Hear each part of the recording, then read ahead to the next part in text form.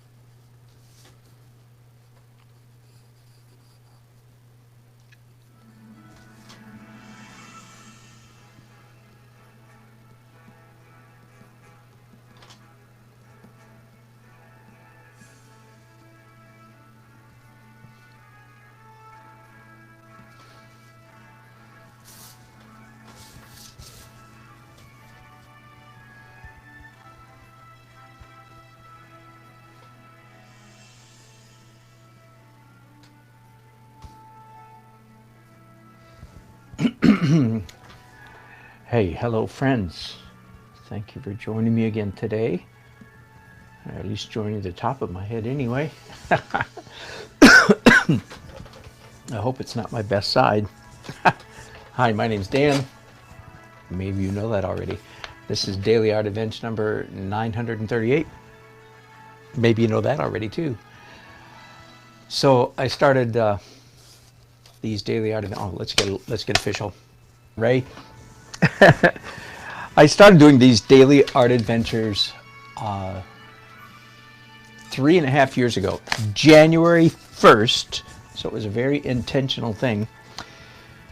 2017, and it seemed like a good idea at the time, and sure enough, I think it has been a good idea. I've really enjoyed doing them. I have not gotten hundreds of thousands of viewers. So, you know, if I was counting on that, I sit here disappointed. But I wasn't counting on it, so I'm not disappointed.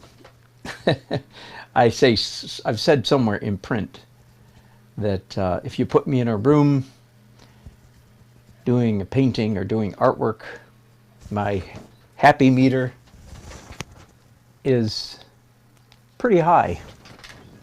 But if you put me in a room doing artwork with a camera on me, and I can't even explain this. I don't know. My happy meter is woohoo, way higher. So you'd think I had some kind of horrible ego need, something going on. You would think. It sounds terrible. It really, guy's got issues. he needs, by his own admission, he needs a camera on him. And I'm essentially an introvert. Explain that. That's even crazy. I cannot explain that at all. Anyway, thanks for joining me. Vanessa, hello. I don't think you've said hi before. Good to hear from you, Vanessa. Monique, it's late. Monique, you know what? I think about you every time when I start a broadcast this late in the day. Not just you, but I think of all my wonderful European friends, if I may call you that. And I think, oh boy. What I really think is, earlier in the day I'm thinking, oh, I should really start broadcasting, because Monique and others won't have to be watching me over their toes in bed. I'm not sure you're in bed, Monique, but anyway, hello, good to see you again. And whoa, we just had something go blank here. Let's see if we can get that going again. And Nancy Smitherman, I saw your name right before my screen went black. Nice to hear from you as well. All right, let's turn you around. You don't need to look at me, do you? Do you like this high-tech system of, it's kind of, I always think of a falcon. Do you know falconry? They put a hood over the bird's eyes so that they can't see them when they're going to move them. That's what I'm doing to you guys. So you're just like a falcon. All right, I'll turn off those lights. Let me show you what I'm working on here. I'll go back and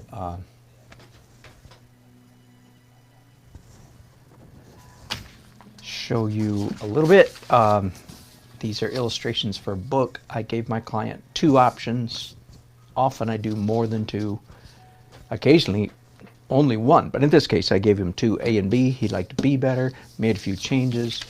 From his changes I did this, and then he actually made a few more changes, which you can't see. They are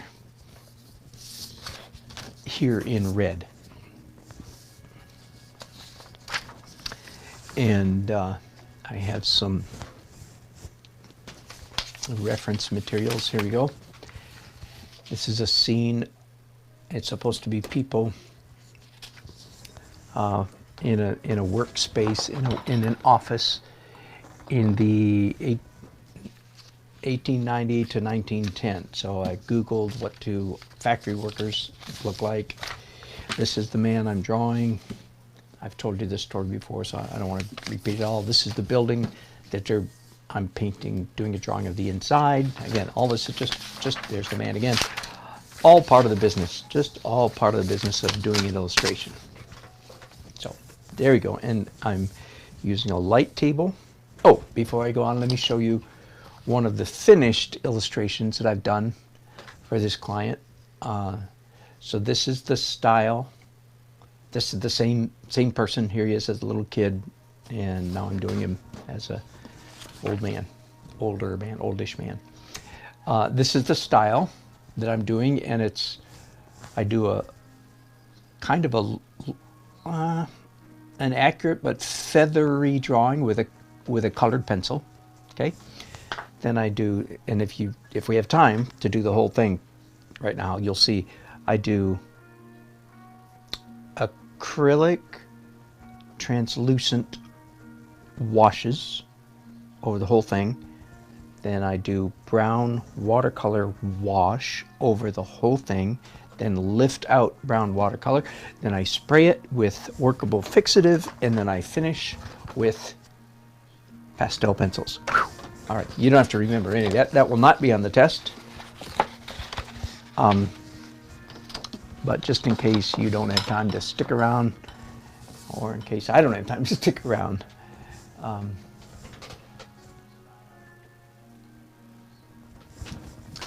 I've given you an outline there. So once again, I'm using my light table. I began using a light table in my art career. Trying to remember when. 1977. Anyway, I don't remember if I used a light table before that or not. And I apologize because I'm not sure how much of this you can even see. All right, time for me to, now I'm doing this man. His name is James, or you see here, Major James Lyde Coker, about 1900. So James Coker, Major for the Confederacy. That would be the wrong side. Don't let any Southerner hear us say that. That would be the wrong side of the Civil War. But a noble man nonetheless. And that's what this story is about. The book is the autobiography of this man, which is being written by his great-grandson. And I'm doing the illustrations, as you can see. for the book.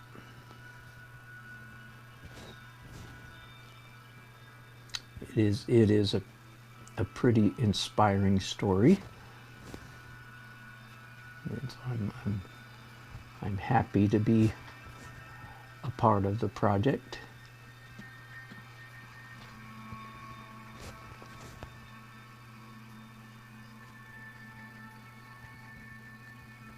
In spite of the fact that he was on the wrong side of the Civil War.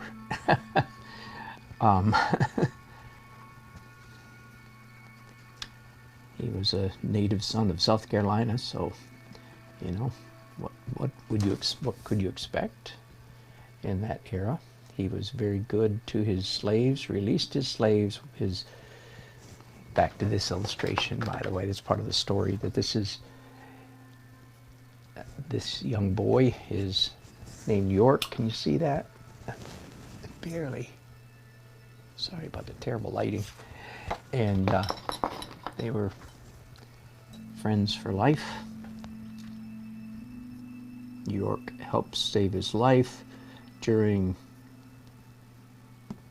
the Battle of Lookout Mountain, Tennessee, where Major Coker was nearly mortally wounded. The fact that he survived his wounds is quite remarkable. But there's his cane. He walked with a distinct limp for the rest of his life with a cane. And yet the story of his life is one of overcoming great adversity to be a entrepreneur, a blessing, a businessman, to hundreds of thousands of people. In fact, the company that he started, as I understand it, the company that he started in South Carolina is in fact still in business.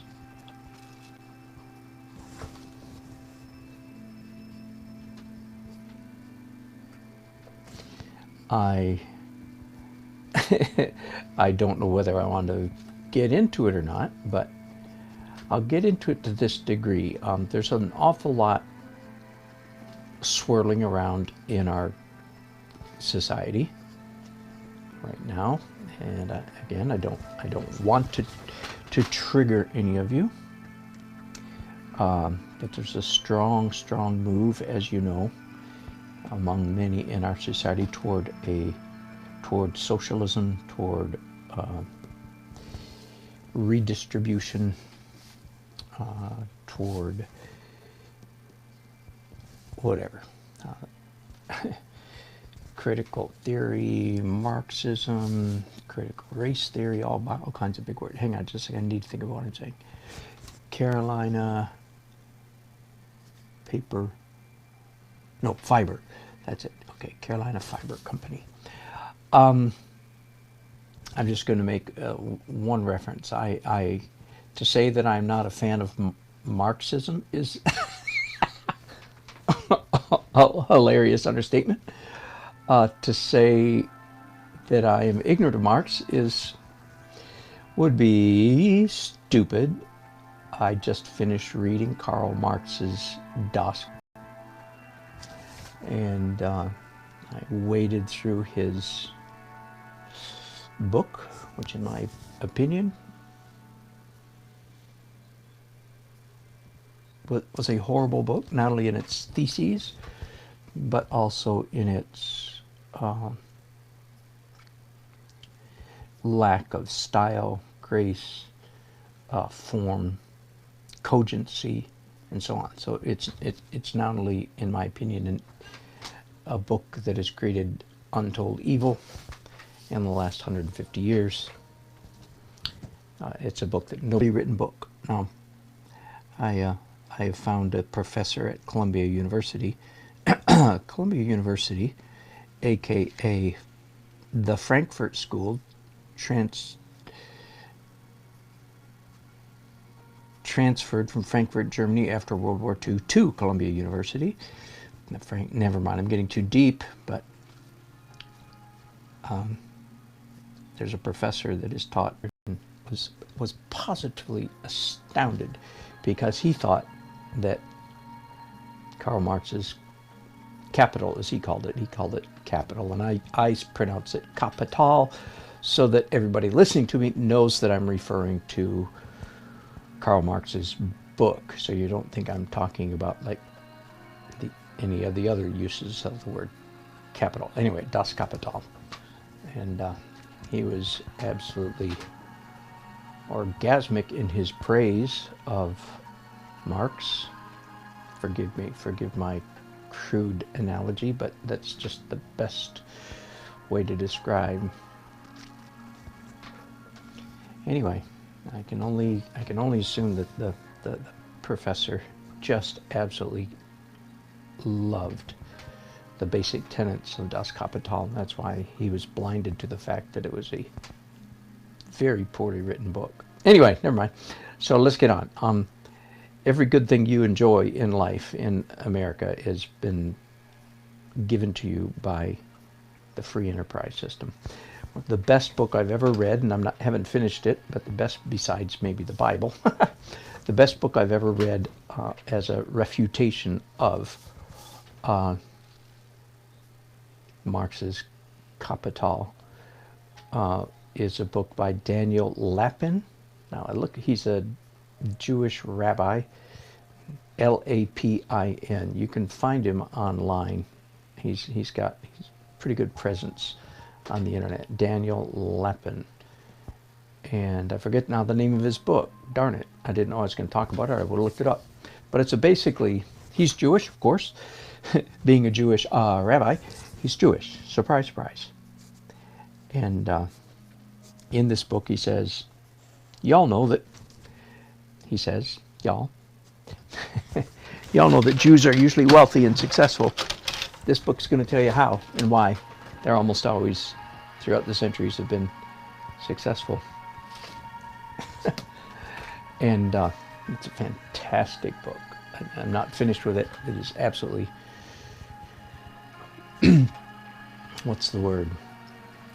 I was going to change my life, quote unquote. That's putting it a little bit too extreme. But anyway, in the early stages of the book, he says, and forgive me, you guys, I am not getting any live chat for some reason.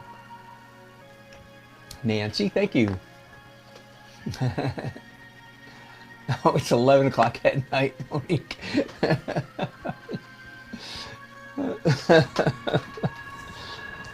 Anyway, Daniel Lapin, early in this book, he makes this statement. He says, let me tell you what money is.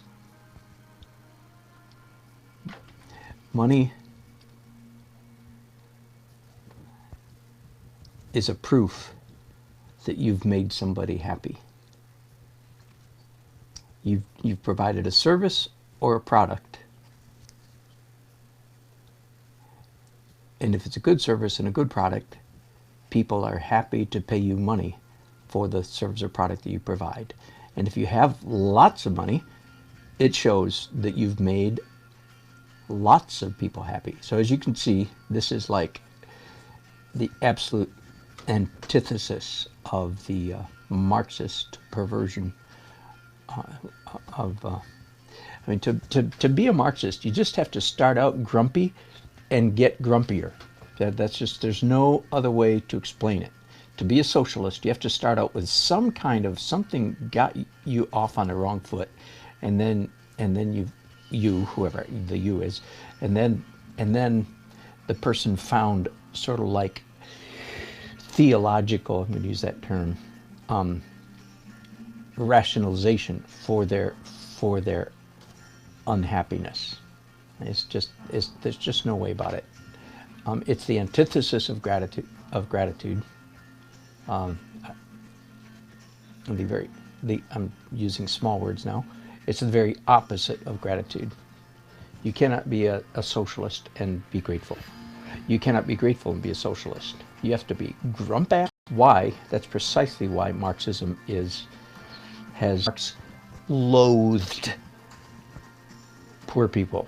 And I have done the research. Until you have, don't come back. And were reprehensible to him. He couldn't stand their company. Of course, Marx was he was just a very evil and grumpy and ungrateful man from the get-go. So anyway, but he gives people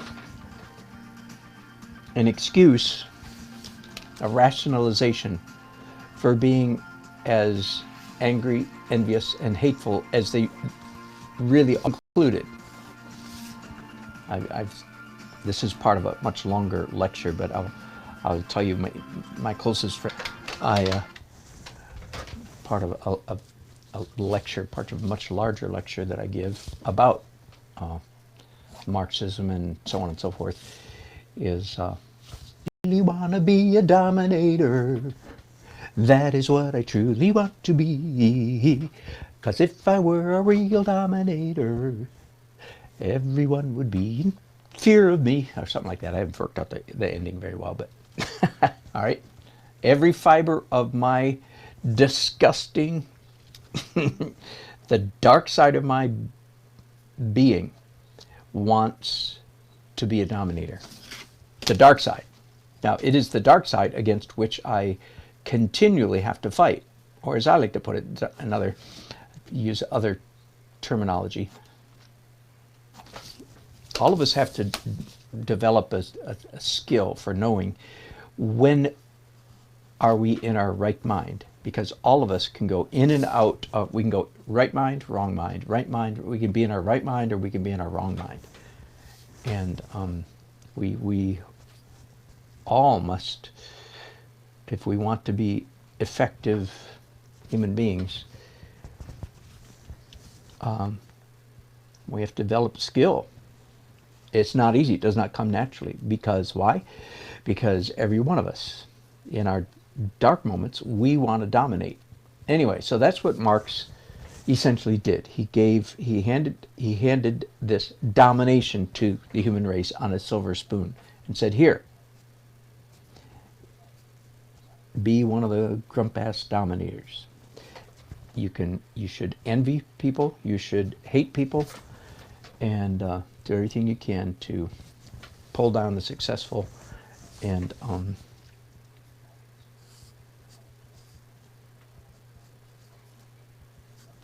discomfit the people who have accomplished something worthwhile."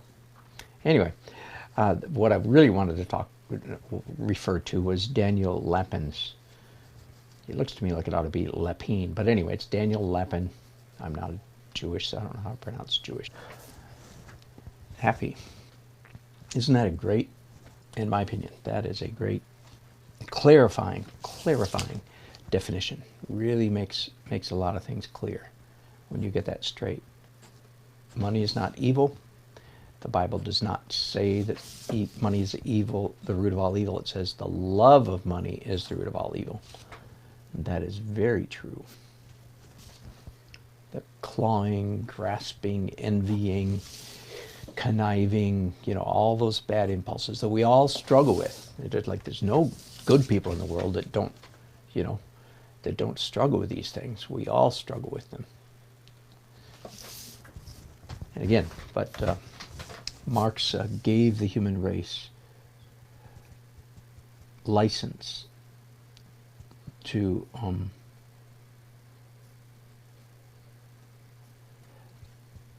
imbibe in our darker selves.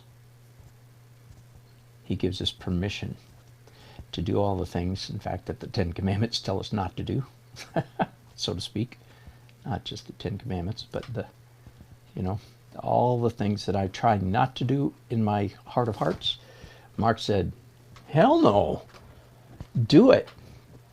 You should hate and envy and be jealous, etc., etc. You should blame others. Anyway, well, we could go a lot deeper.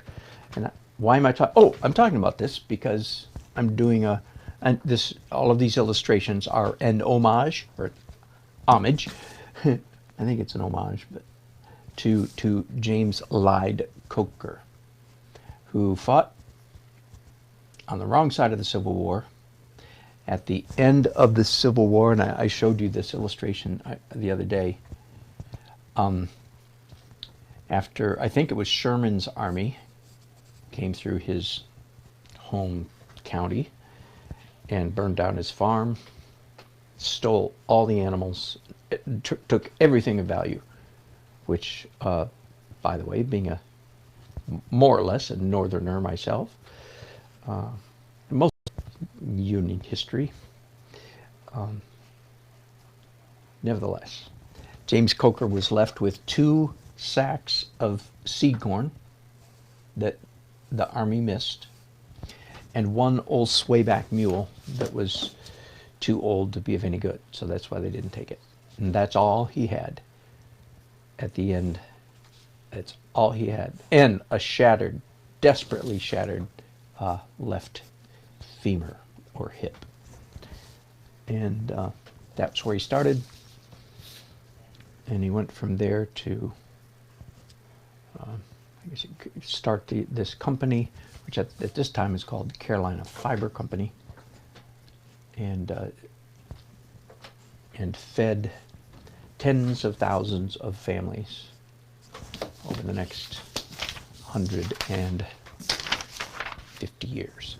Anyway, so that's why I started talking about Marx and so forth, because James Coker is a good example. He made a lot of people happy.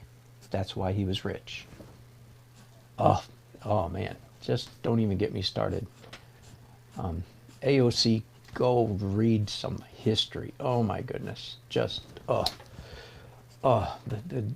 depth of ignorance is just absolutely staggering to me. Absolutely jaw-dropping to me.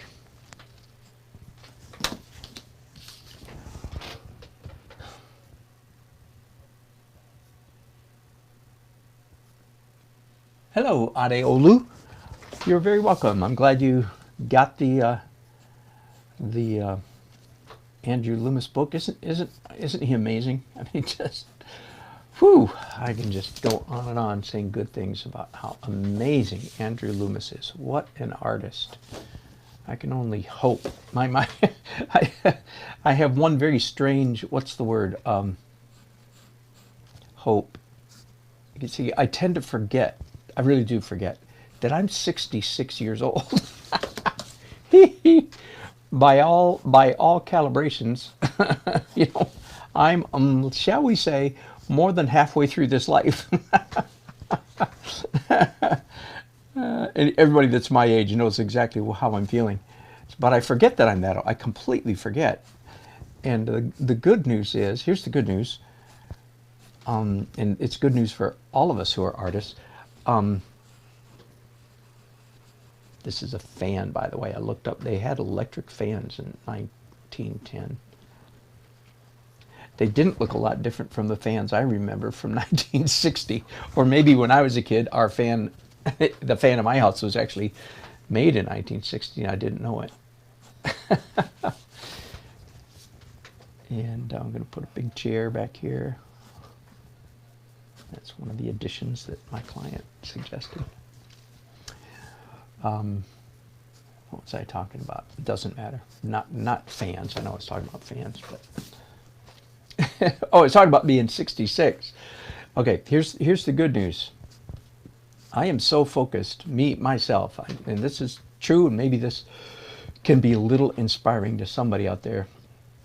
I am so focused on improving and getting better that I completely forget that I'm already old. Again, by most measures, you guys, most of you think I'm old, and except those who are my age, you don't. I'm just appropriate. All right, there you go. So there's the drawing, and let's move right along. Here's what happens next. For some reason, let's turn my music back on. There we go. For some reason, I'm going to use a paper plate.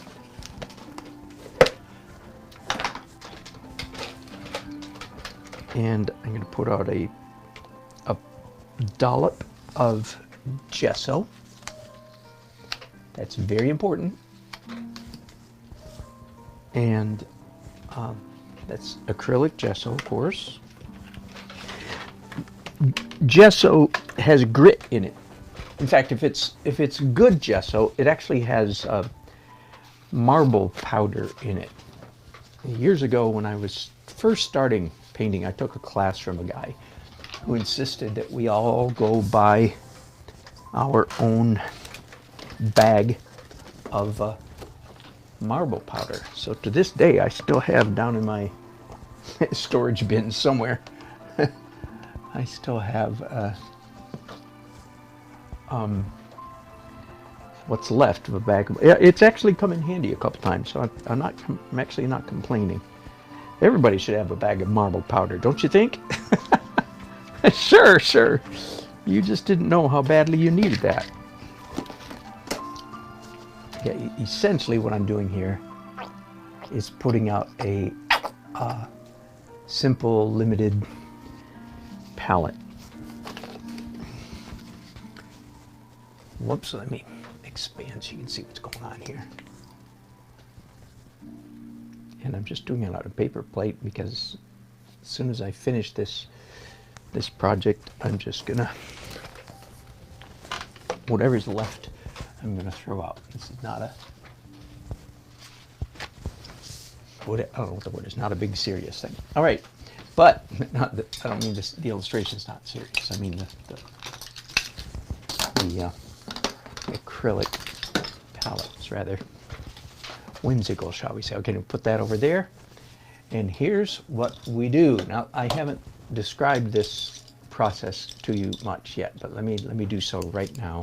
And again, this is review for many of you who have watched me in the past. Ade Olu, do I feel as though I'm as creative as I was? That's a good question. As creative?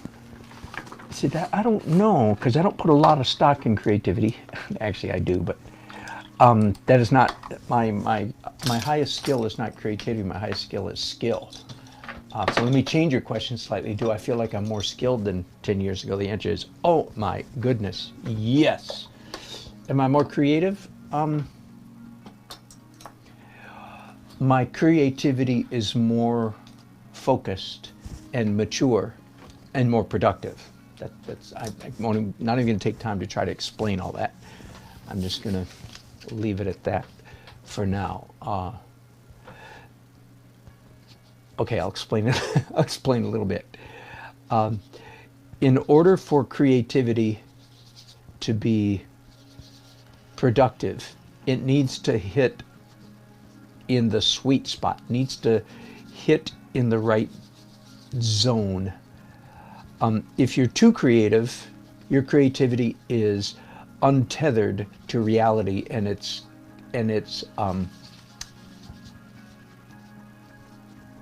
unproductive. Most, say for instance, most college art majors are extremely creative, like I was too, and their creativity is essentially worthless because they're like ping pong balls bouncing off the walls. They're just bouncing off everything. Most college art majors would do well to stop being creative and buckle down and learn some hard skills. Okay, but let me interruption here to Ade's good question. So here's what I'm doing. I'm doing a translucent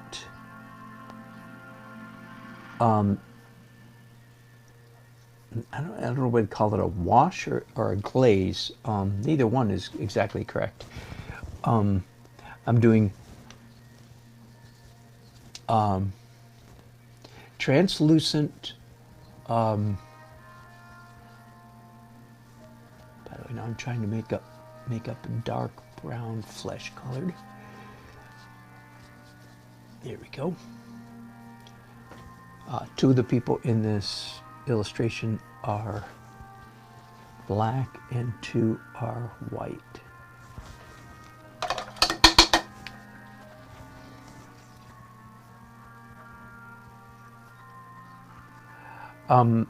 All right, so back to a little bit more about creativity.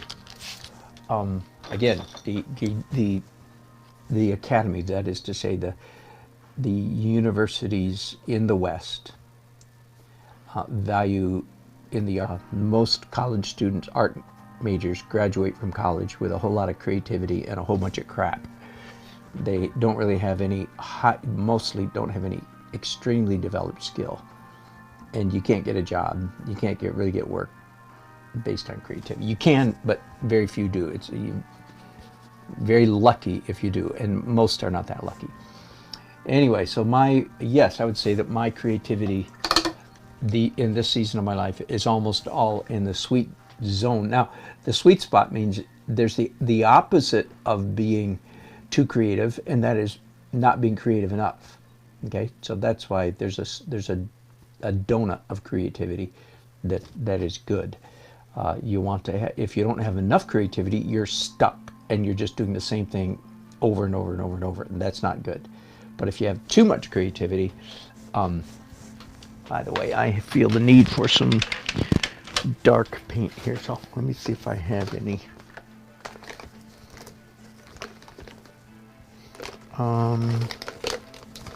Oops, I might not.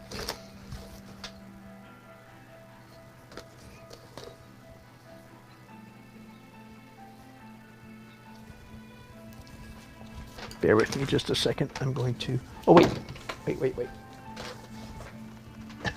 Oh man, hang on. Bang, bang, bang, bang, bang. I do have some black paint. I just need to get it open. Oh. Forgive me, gonna make more bangs. What I'm doing is pounding on this lid. That's how you get acrylic things like this open, by the way. There we go. All right, I do have a dark color. That's good. That's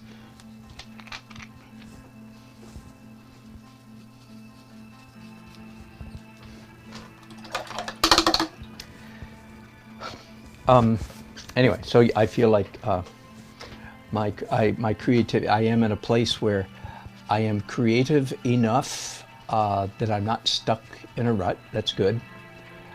Yet I'm not so creative that I'm bouncing all over the place. Anyway, that's a very interesting question, Ade. Thank you for asking it.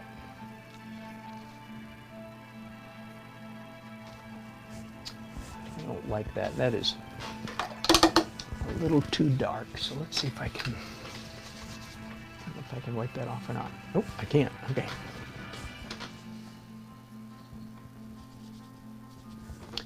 The reason that the presence of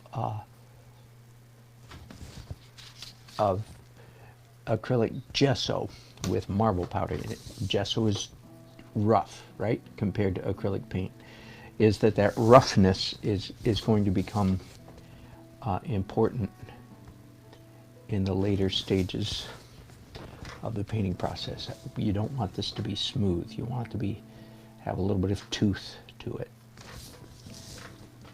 This technique that I'm using, by the way, I have a whole playlist on my channel. It's called Illustrations in the Style of C.F. F as in Frank, C.F. Payne, P-A-Y-N-E.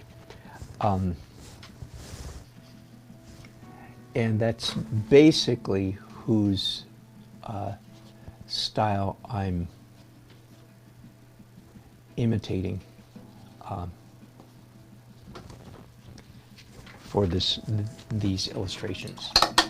Again, let me show you, for those who joined, here's a finished illustration. This is essentially what it looks like when it's all done.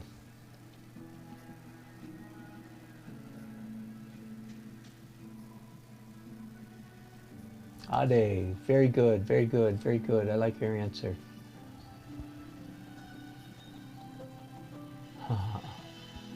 Vanessa from Dominica. Well, how fun. Thank you for answering that question. It's just fun to see where people are watching from.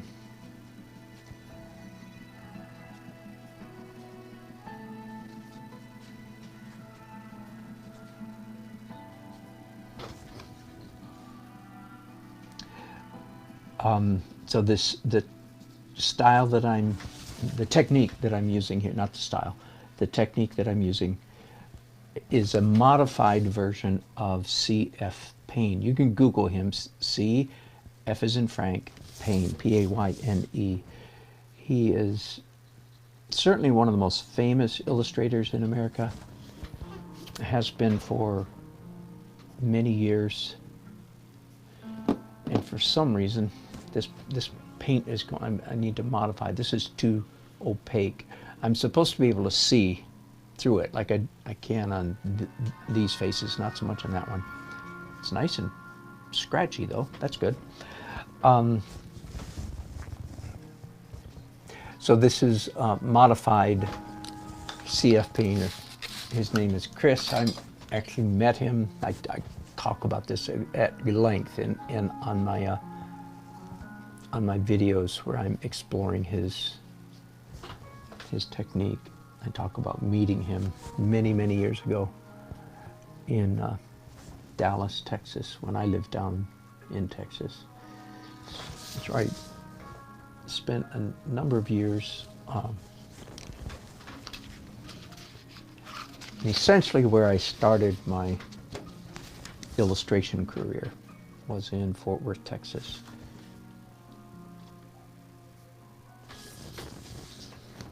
I became a full-time illustrator in 1980. I started in 77, but it wasn't full-time. I was a student, I was all kinds of other things, and became a full-time illustrator in 87. There we go. So 33 years ago.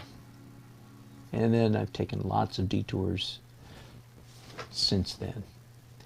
I'm not sure those detours were all wise. I think from a career counseling point of view, I would have been better off working full-time as an artist from college onward, but I did not have that counsel, so that's not what I did, but that's all right. I am what I am.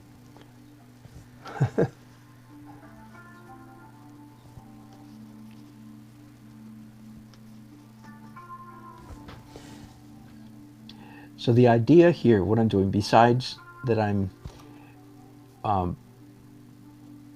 doing these rather thick washes of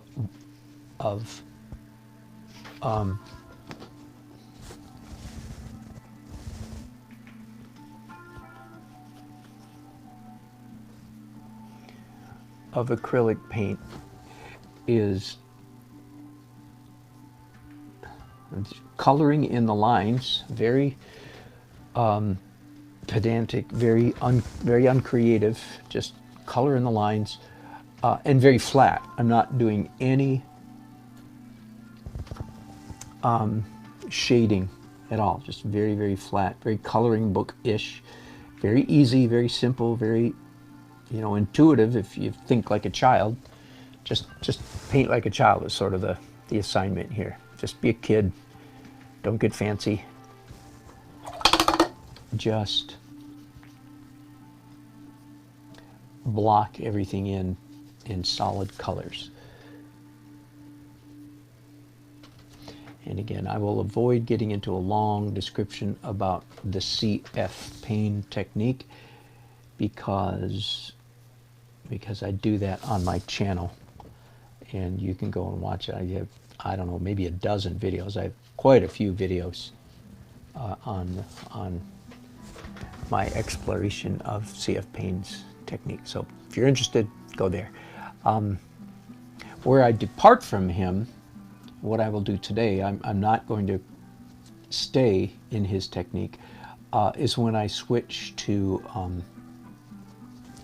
pastel pencils mostly. And again, I'll show you a finished illustration. Part of the reason I chose this style for this particular job is because it has a brownish earth tone. It's not extremely colorful. And that's a little trick that I know, and now you know it too, that if you want to do an illustration or a painting of something that's supposed to have happened in the past, paint it in brownish tones, and it will feel to people like it's old. And I'm sure that's because of our universal experience with old photographs, right? They're all old photographs are brown or sepia tone, literally. And so I'm counting on that little mind trick by making all of these illustrations having kind of a slightly brownish cast to them.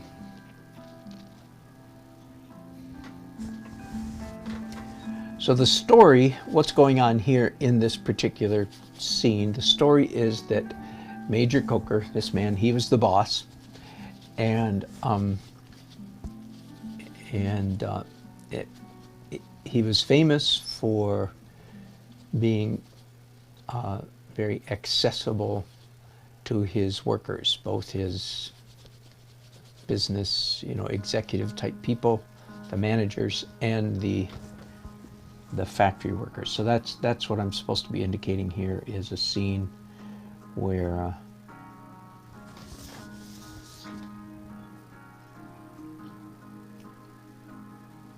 the men are having a pleasant confab conference meeting in a very amicable atmosphere.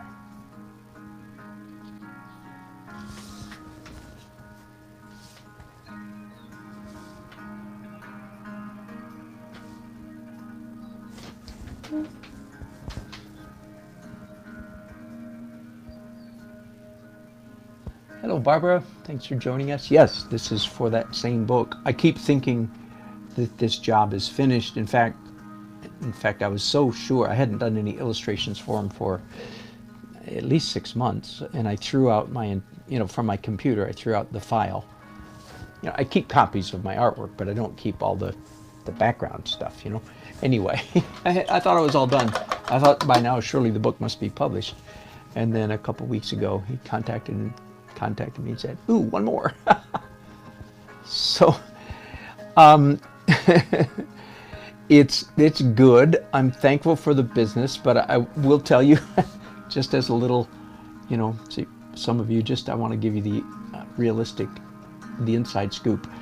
This is one of those jobs that I'm doing for bottom dollar, absolute lowest, below my price range. You know what I mean? Because partly because it's a good cause, partly because of the person that I'm doing it for, partly because of what it is. So that modifies my excitement about having the work to do. It's like, oh boy. I'm not complaining, and Will, if you're listening, I am not complaining. I'm offered to do it, and I'm glad to do it. But it's not like I stand up and go, yippee, yippee, I got another job from Will, because that happens. I mean, and again, I am not complaining, but that's just, in my opinion, that's just part of being an artist. That's just what you do. There are some clients that, and I don't have to, if I don't want to take the job, I don't have to take it, right? It's my choice to work for a certain price. But anyway, I am under a little bit of compunction to get it done quickly, because I'm not being paid, say, fair market value, shall we say, or normal market value. But I am such an artist, and I know some of you, all of you artists can relate to this. I'm such an artist that and if I were more of a businessman, I'd probably be richer. Do you understand? So I'm not saying this is good. It just is what it is. I'm more excited sitting here at this drawing table. I'm completely focused. I think it's fair to say I'm completely focused on doing a good illustration. I'm not dismayed. You know, I'm not sitting here all bummed out like, oh man, I wish I was getting paid more. I'm not thinking about that, other than I'm talking to you guys about it. I'm just sitting here going focused on, man, I want to do a good illustration. Let's make this a good one. And as you probably know, some of your paintings or your illustrations, some of your artworks, you are more excited about than others, right? So let me be transparent and realistic. When I say I hope this is one of my good ones, that's exactly what I mean. I hope that, I hope I knock it out of the park. I know it's going to be acceptable. I know it's going to be good enough, but I would sure love to have it. The ones that are home runs are the ones that I put on my website, right? The ones that are not so home runny, I deliver them to a happy client, and they're happy, and I get paid. But they don't end up going on my website. That's just the way it goes, right? I'm assuming that that's pretty understandable for everybody. That I didn't even need to say it, did I? I don't. Forgive me. Again, I often think that maybe young artists are listening or watching, and I just want to be realistic. That's what it's like to be an artist.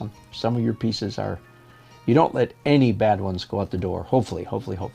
And of course, what is a bad one, quote unquote, today, and what is a bad one, 5 years from now, could be two very different things. I mean, my goodness. Of course, I did all kinds of illustrations 20, 30, 40 years ago that I would be embarrassed of today. But that's where I was at the time. There you go. I do have the impression that there are some kind of geniuses among us that do work that is so good in their 20s.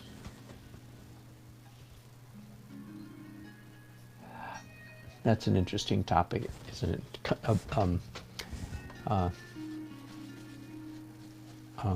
Picasso comes to mind, right? He did those paintings when he was a kid. I have artwork. In fact, one in particular, I did a portrait of Henry Wadsworth Longfellow in pencil when I was 16 years old.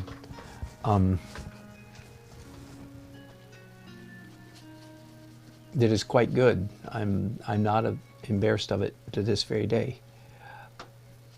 What I am embarrassed about at my youthful output is that I was completely undisciplined.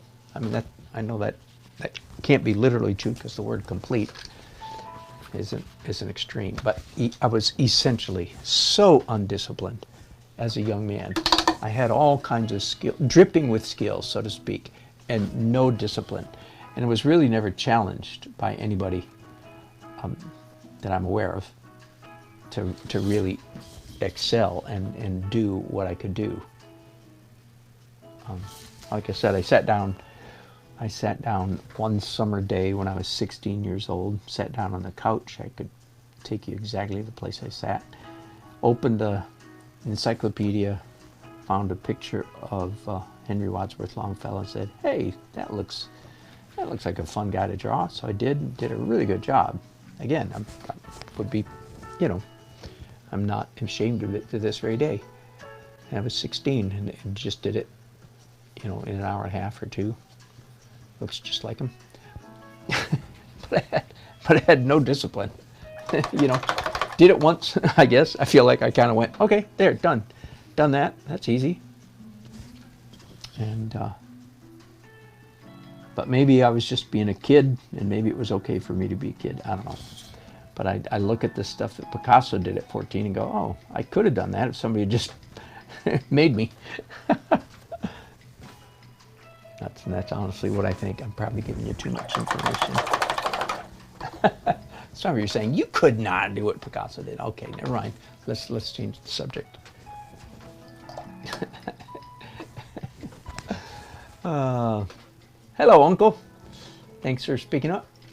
Vanessa, What advice would you give a self-taught artist trying to enter the field? Oh, good. Oh my goodness. I've got so much advice. I don't know where to start, Vanessa. Thanks for asking. That's a great question. Work your buns off. So that's sort of in light of what I was just talking about being undisciplined. Okay, let me think. Let me try to give you a better answer than that smart aleck answer. Okay, if I had it all to do again. So anyway, let's just go with it. I'm not going to give a whole laundry list of caveats to that. So let's just say, okay, if I had to do it all again, I think I would become a portrait painter or figurative. In either case, if I had to do it all again, I would have way more discipline. I would study. I would learn how to paint the human form or draw. Again, somebody already mentioned here a few minutes ago the Andrew Loomis book. Since I mentioned it, I have two of them right here. This is how important he is. He's right here on my Andrew Loomis, American artist. Not just disgusting. Just a freak of nature. I believe he draws all these out of his head because he shows you how he does it all. So that's drawing the head and hands, and here's drawing. So if I were 16, 17, 18 years old, and I was if I was the teacher of a person like that, which I have been on occasion, I would start by saying, okay, I want you to draw every drawing in this book, every single one. I want you to draw every line in this book. That'll take you 9 months. Come back after 9 months, okay? And then I would give him, the next book, maybe this one, and then George Bridgman, etc. That's what I would do. If you can do killer portraits and killer figures, you'll likely never lack for employment as an artist. Storyboards, Compton storyboards, most of that is being done by computers now, but there's still some agencies and some art directors that want to show their clients old-fashioned. If you don't know what I mean by a comp or a storyboard, just Google that, comp or storyboard.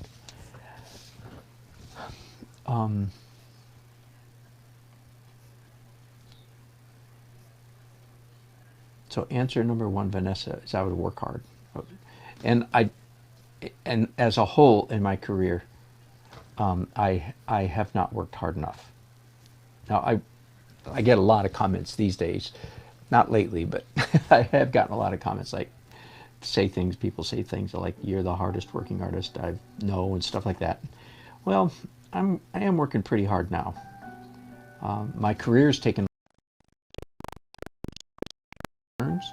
I've done a lot of other things, which are good, so I'm not ashamed of them or embarrassed, but things would have been a little smoother if I just stayed an artist the whole time. But when I look at the big dog portrait painters, I go, yeah, I should have done that. Again, I'm not living with tons of regret.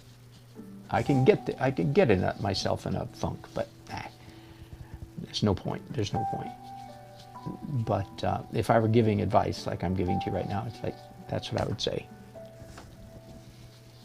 Study your buns off.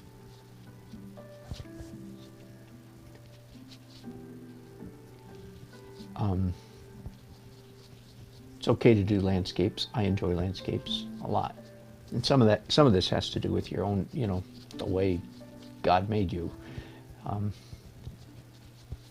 so maybe you're not supposed to be a portrait painter. That's very possible. So all the advice I just gave you might be bad. I'm just giving generalities.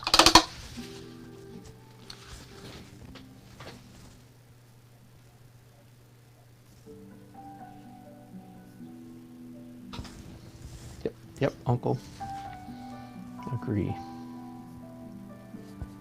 So I fear that what I'm doing right now is not very exciting because it's just a little bit too slow. So, because as you can see, I'm not even, I don't know if I'm halfway done yet, and I've spent quite a bit of time already.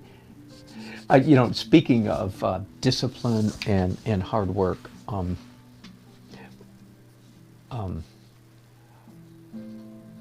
especially on my one YouTube video that has really gone viral. There's really only one that has 4 million views. That's the pen and ink cross hatching. That's how many of you found me, was because of that video.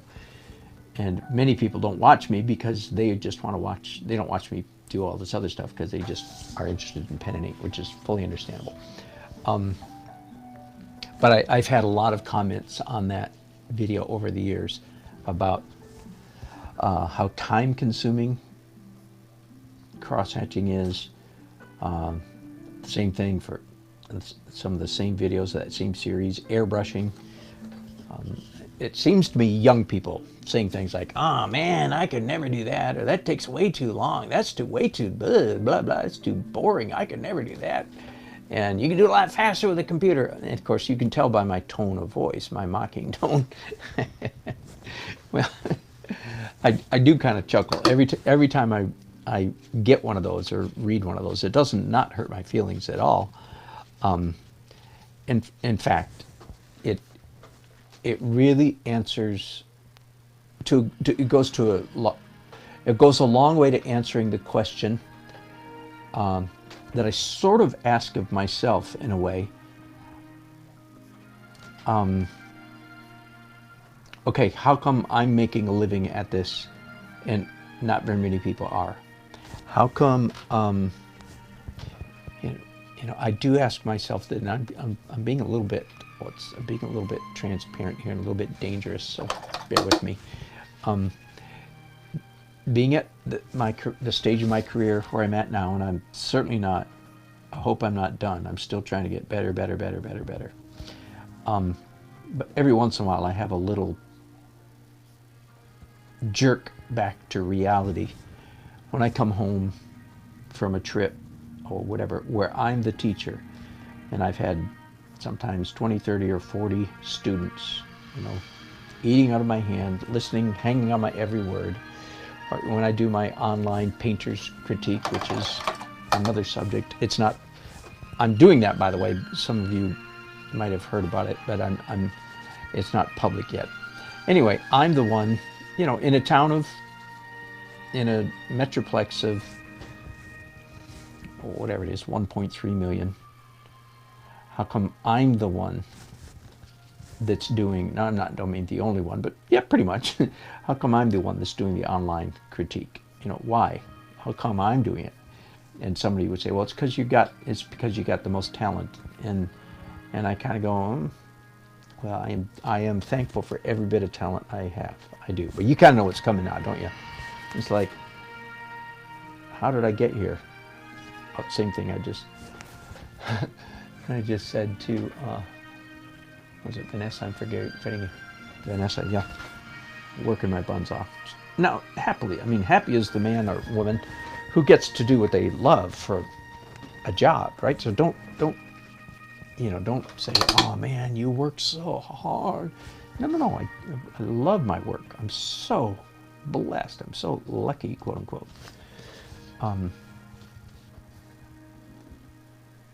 Just a little bit of shading right there. Right there. It's the only shading I've done in this stage. For those of you who joined me late, this is a technique, an approach, a style of illustration. Okay, let's do these guys' shapes. It's a modified version of C.F. Payne. Again, you can Google him if you want to see why I'm talking about it. And what I'm doing right now is translucent acrylic with gesso. So the gesso provides some scratchy roughness, some tooth, so it's not smooth. And it's supposed to be translucent so that I can see through the paint when I'm all done. And as you can see, it's taking a while, which again goes back to what I was talking about.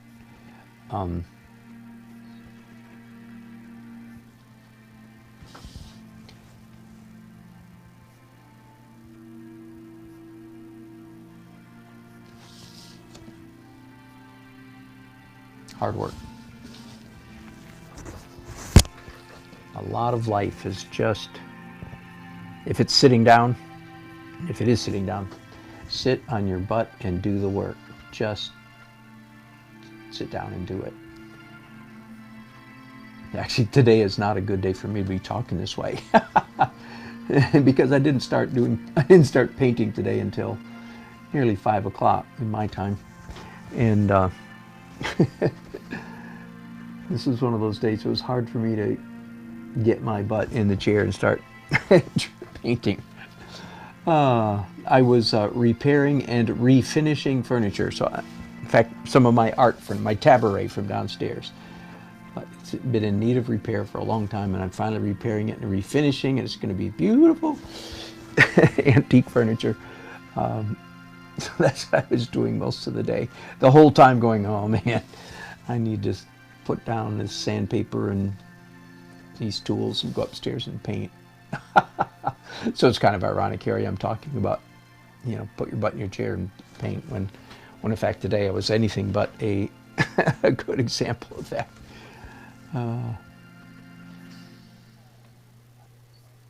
And I think I'm going to be called, my wife's going to call me for supper here any minute, so it doesn't look like I'm going to finish in this broadcast, which is maybe just as well.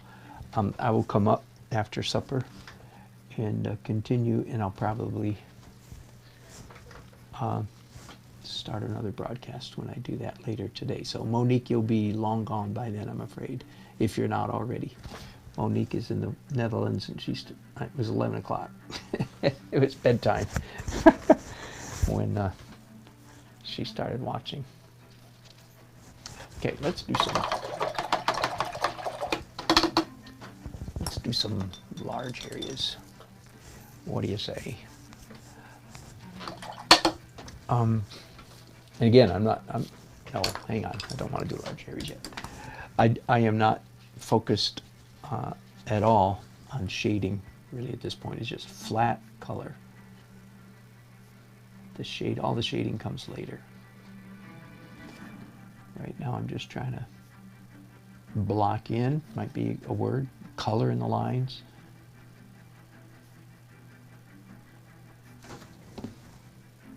Monique, still here.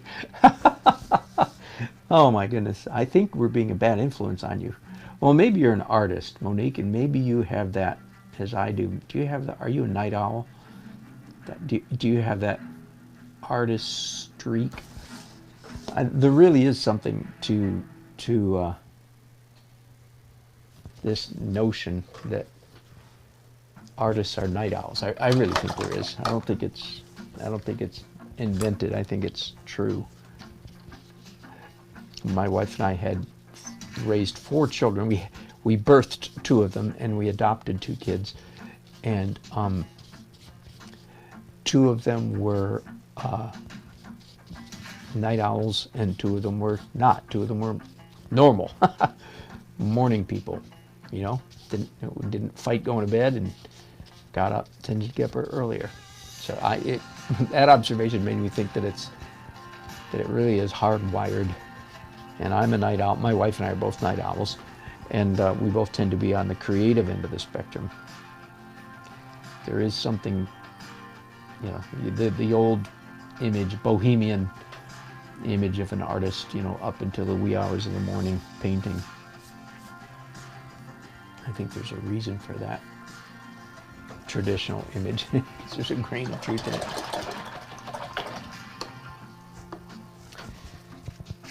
Okay, floor is going to be yellowish brown. How about that?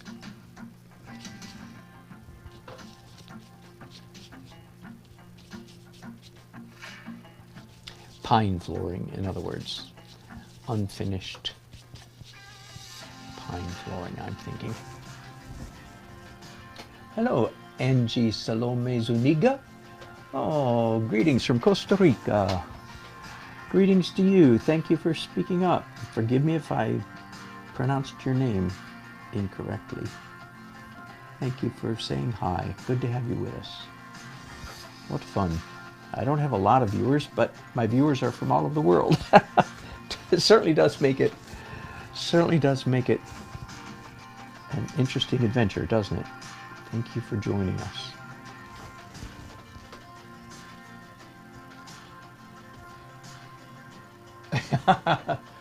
Yeah, Monique, time to go, my dear. Yes, Uncle, watch out for the Netflix monster. Do you need your mother to come in and tell you to turn off the TV?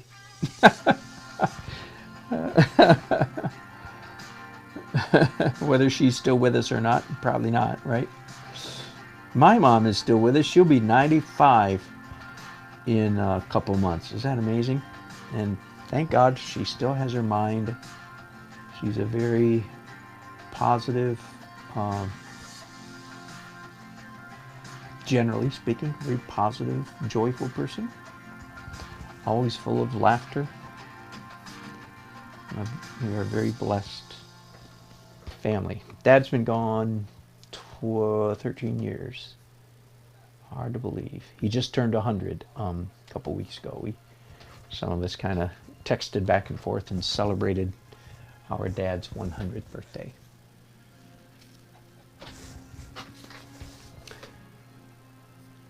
Let me review for those of you who've just joined here lately.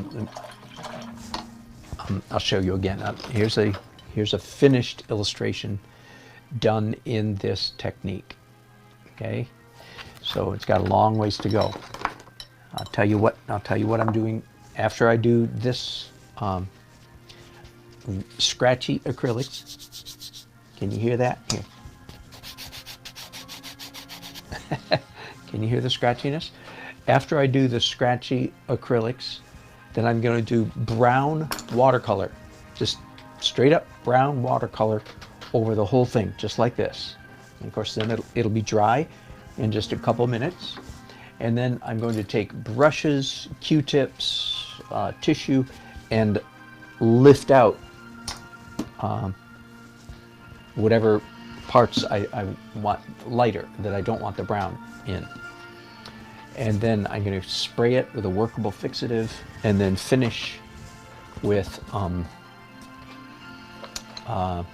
pastel pencils. Okay, so that's the technique that I'm using here.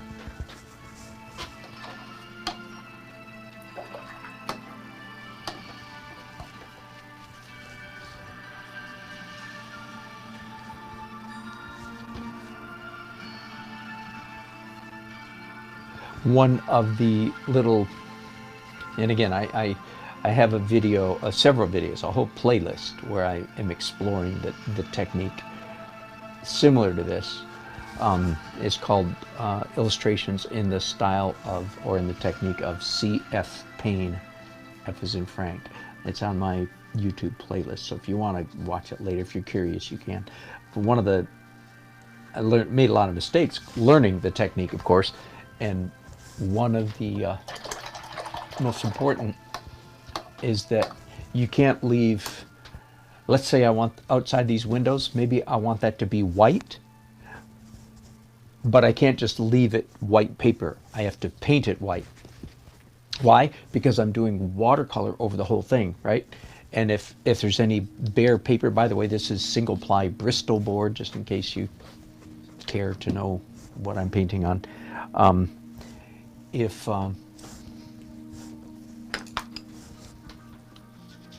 there's any bare paper still showing, the watercolor will not act the same way, and I won't be able to lift it. I won't be able to lift it out. So that was an early lesson that I learned. Copying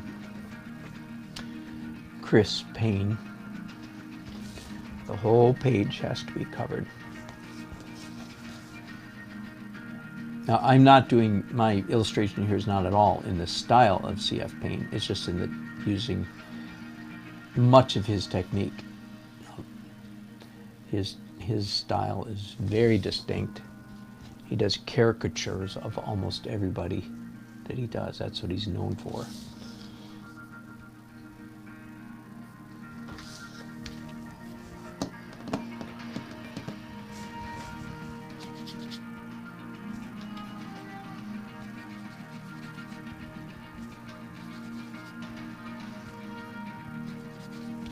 I'm over here just mixing, happily mixing, using only primary colors. As you know, you can theoretically, watch out for those theories in art, right? Theoretically, I can produce any color in the world using the 3 primary colors, and possibly you might need some black and white. Yeah, some black and some white.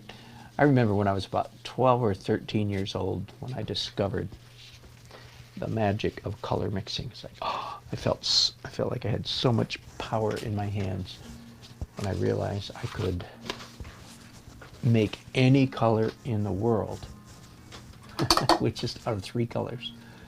Heady stuff for a 13-year-old.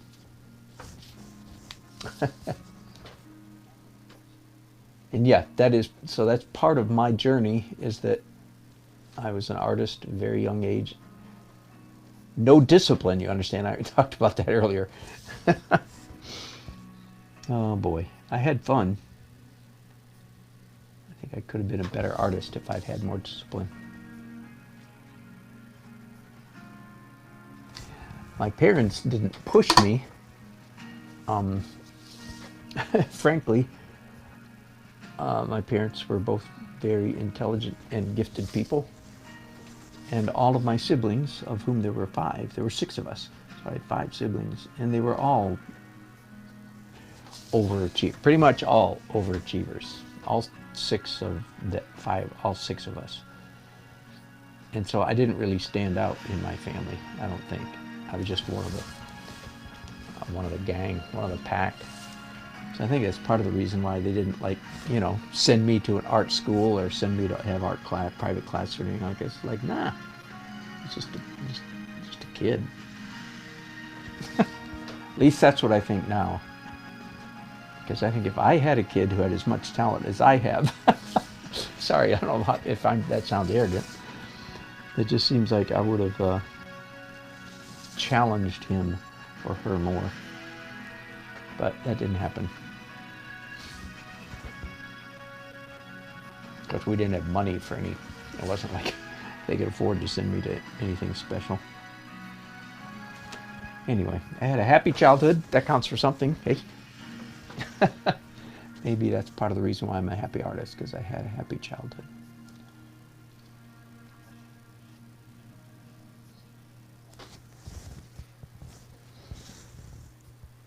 And I'm thankful the Lord's let me live to this age, because, I mean, Rembrandt died at my age right now. And I go, dang, I hope I've still got miles to go, because I'm still not nearly as good as Rembrandt. Oh, newsflash.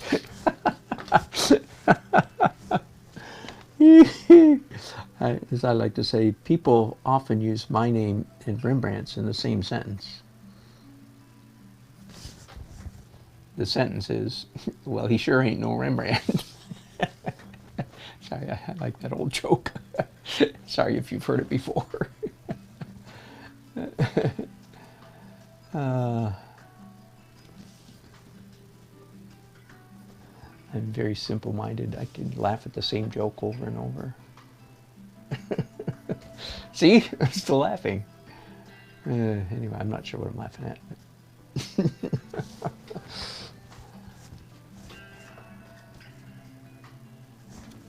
Where are we? Vanessa, oh, what's the subject? Oh, it's the old man, the boss man, being friendly to all his employees. They were one big happy family is the idea. So we're trying to paint a particular picture of this entrepreneur from the early 20th century entrepreneur, and give the accurate impression He was beloved, I guess you would say, by his employees. And indeed, his company became rather large, and I believe it and its subsidiaries still exist in a big way down in South Carolina. Vanessa says, your answer really helped. Oh, good.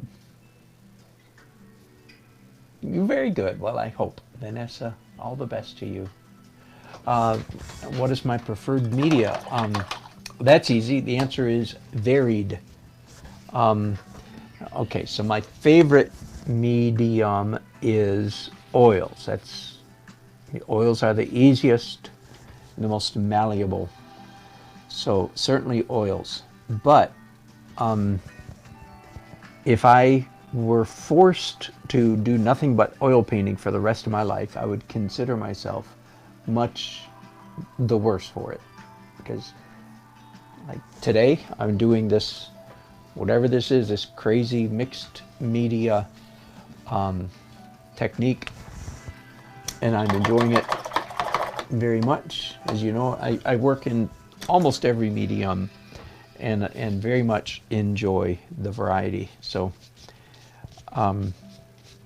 there is some common wisdom advice given often to young students, college age perhaps, to say you should develop a style and stick with it. And I disagree with that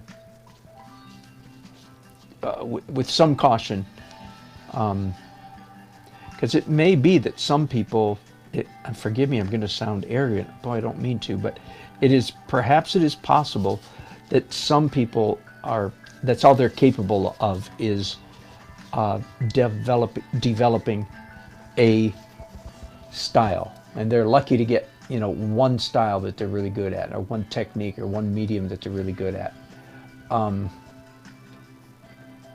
But no, that's not anybody in the sound of my voice, especially if you're young like Vanessa. No. Don't limit yourself. Don't narrow down. I would say don't narrow down until you're about 50. Okay, 40. And I'm pretty serious about that. But that age, push yourself to learn a wide range of techniques and a wide range of styles.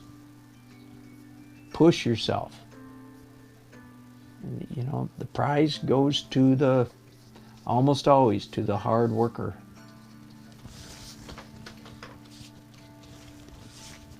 By the way, I don't know if you've seen, I don't want to get into it too much, but there's the internet has been lit up here in the last week or so with a quote from the African American Museum, part of the Smithsonian in Washington, D.C., where they produced a poster describing whiteness. And of course, I can't say anything, because as soon as I say anything, they're going to say, well, see, that's because you're white. But I disagree. I mean, it is a reprehensibly, it is a utterly racist document. Because it is not intelligently written at all. And one of the things they describe as whiteness, see, whiteness is the sin of which all of us must repent in this new world. And they describe whiteness, and basically whiteness is hard work. Hard work is being white. If you work hard, that's a proof that you're white. Now, do you have any idea how offensive that is to all black people? Because what's the converse of that? Well, if you're lazy, shiftless, unmotivated, and bad at working, then you must be black. Now, I didn't say that. The Smithsonian did.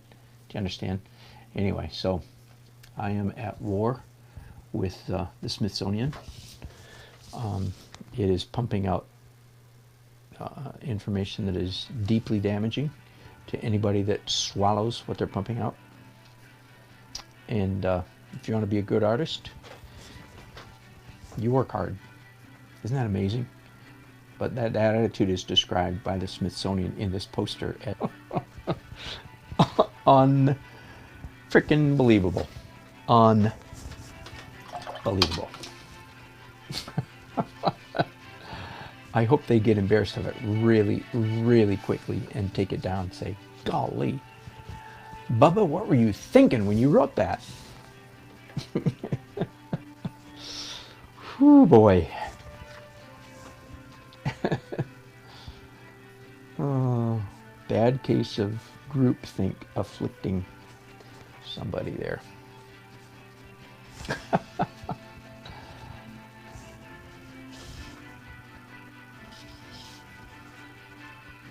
So according to that document, any black person who excels is no longer black. They're white. They're Uncle Tom. I mean, again, just...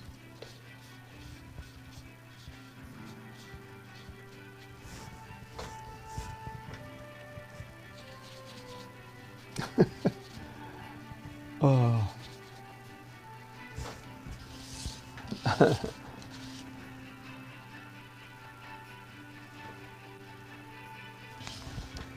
Whew, well, it's taken me a long time just to do this, hasn't it? I probably should have started broadcasting late in the process so you guys didn't have to, so we could move on to the next phase. If I don't get called for supper here in the next few minutes, my door's closed, so I can't really hear what's going on down there.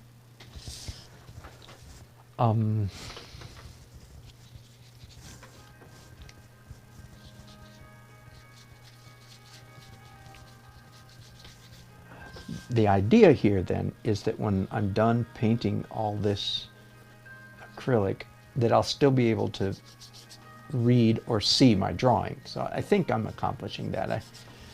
I lost most of that guy's face, and some other things have disappeared, but more or less I can see what's going on there.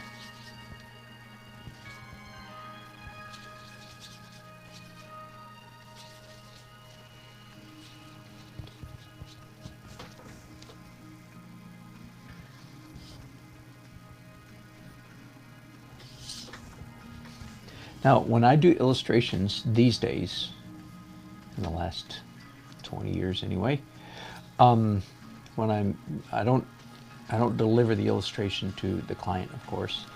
I scan it into my computer and I tweak it in Photoshop. So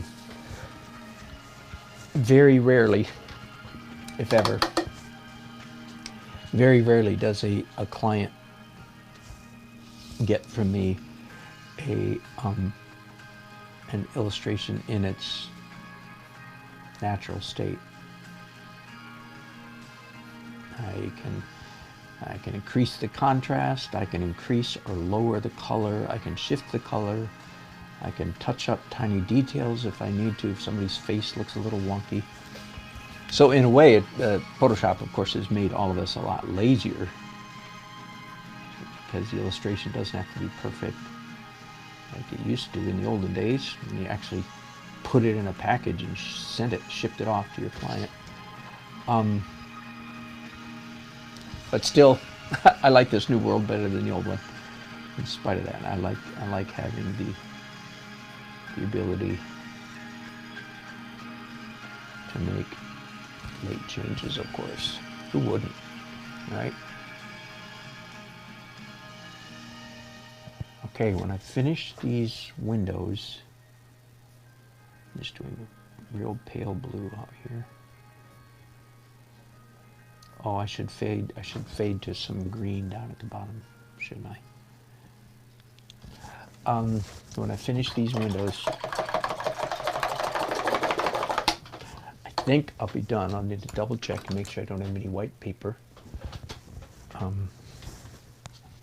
still showing through, because that will mess up big time.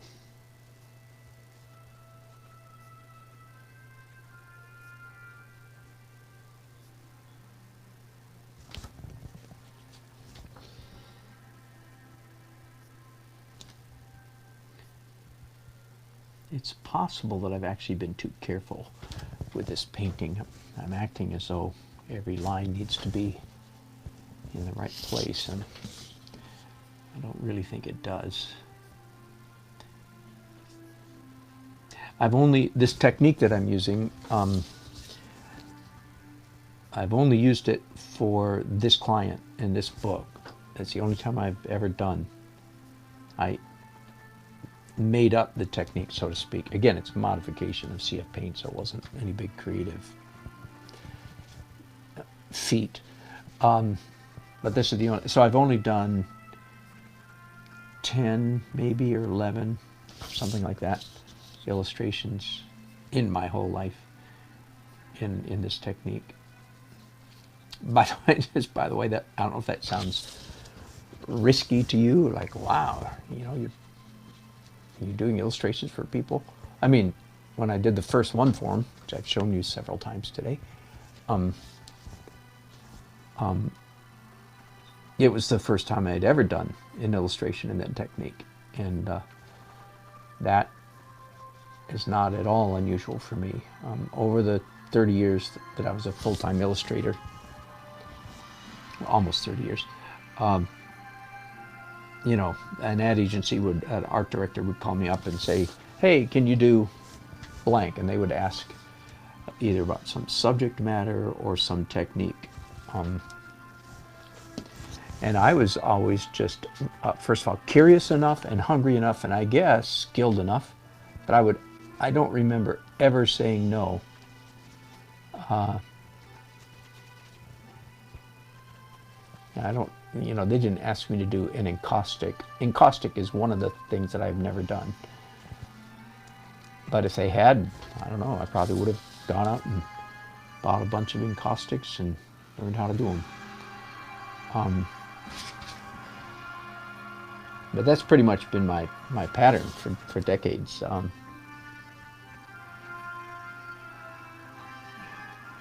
I would use my illustration jobs as an excuse to learn a new technique.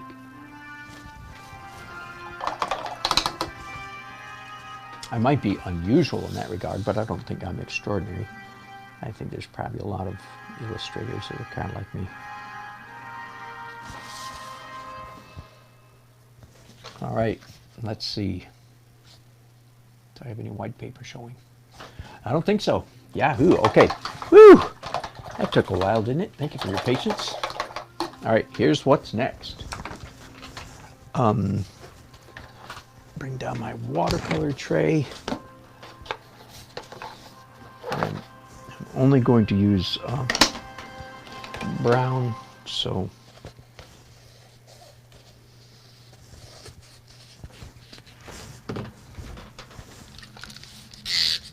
I already sprayed those a while ago, so they should be softening up pretty well by now.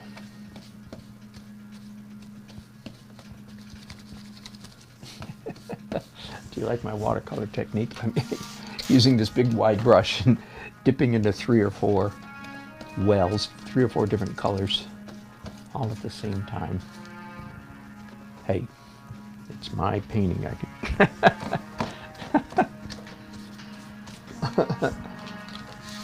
I want a pretty fairly dark neutral brown. I'm trying to think, do I want it cool brown or warm brown? Yes, I want it what I would consider pretty midish brown. Not too red, orange, not too gray. So I'm trying to mix that up right here. Let's do a little more red. All right, you ready? Here we go. Whoa. Viscosity issues, but I think it'll be all right. I think it'll be all right. Let's keep brushing it. If I had my watercolor kit out, I would have a little bar of soap with my watercolor kit, but I don't. That's coming out more. That's coming out a little more orange than I want, so I just added some Payne's Gray or something to that mixture. At least the fact that it's beating up shows me that that the acrylics is a good film. All right, so this is probably a good place to end this broadcast, and I'll come back. Is that fun? So do you understand what's going on here? So this is watercolor on top of acrylic, and part of your brain should be going, what? Right? Part of your mind should be going, you can't put watercolor on top of acrylic. And I go, way to go, good job. Yes, you are thinking correctly. You couldn't. You could not. It should just bead up, right?